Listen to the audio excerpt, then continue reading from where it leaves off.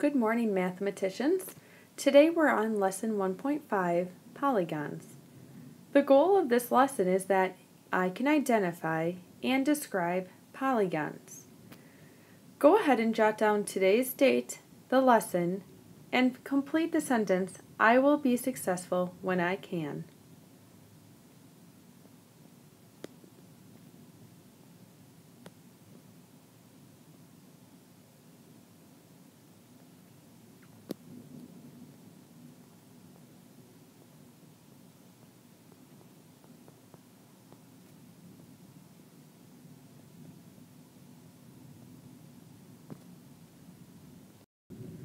On the left, start completing the must-do problems.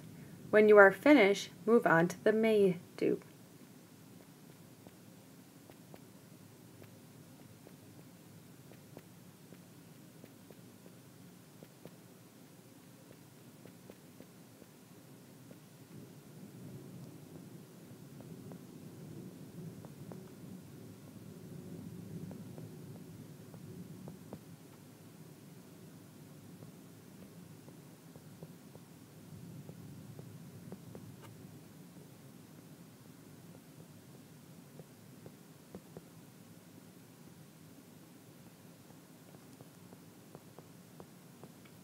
I'll say the problem and you say the answer.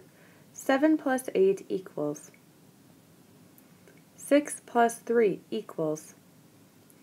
9 plus 9 equals. 90 plus 70 equals. 80 plus 80 equals. 50 plus 60 equals. 800 plus 500 equals. 600 plus 900 equals. 4,000 plus 7,000 equals. Put the cap on your marker, erase your board, and set that aside so we're ready for today's lesson. We're going to go through a number of polygons. All 9 of these shapes are examples of polygons. As we go through, you'll be able to say what the name of it is, and also think about what makes all of these a polygon. Here's our first shape. What is it called? Right, this is an equilateral triangle. All 3 sides are the same length, and you notice that it's a closed figure. None of the lines cross at all. And it's made up of line segments. Moving across, the next one is our square. And what is our final shape here called?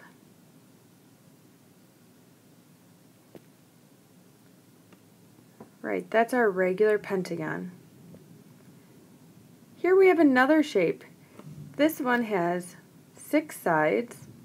It also is a closed shape. It's made up of line segments, and none of these line segments cross. What is this shape called? Right, this is a regular hexagon. Regular simply means that all the sides are the same length.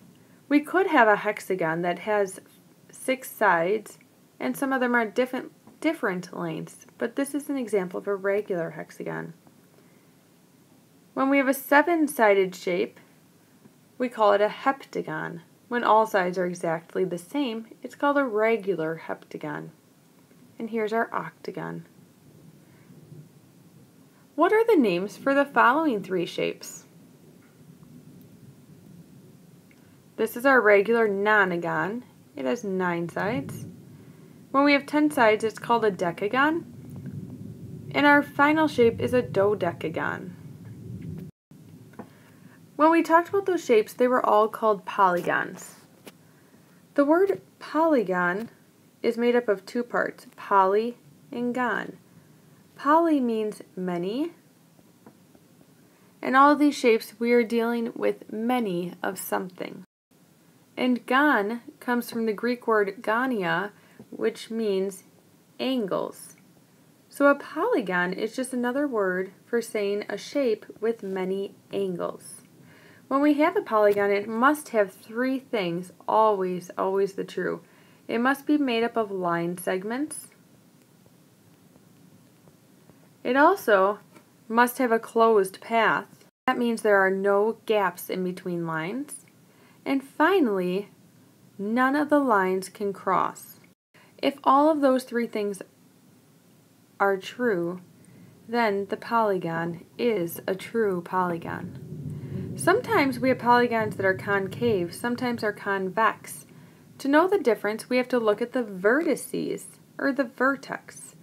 So if we have a triangle here, the points where these line segments meet, these three are called the vertices, or if we're talking about one, it would be the vertex. A concave shape has a vertex pushed in. It'll look like somebody pushed the corner in. So if we had a quadrangle or four-sided shape, if we push a vertex in, it's concave. If all the vertexes are on the outside of the shape, then it is convex.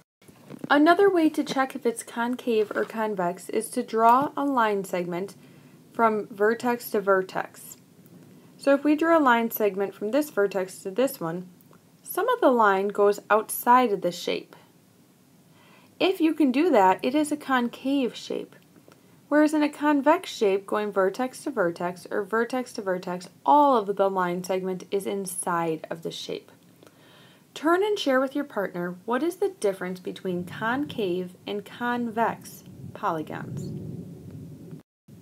Today you're going to be learning more about concave and convex polygons.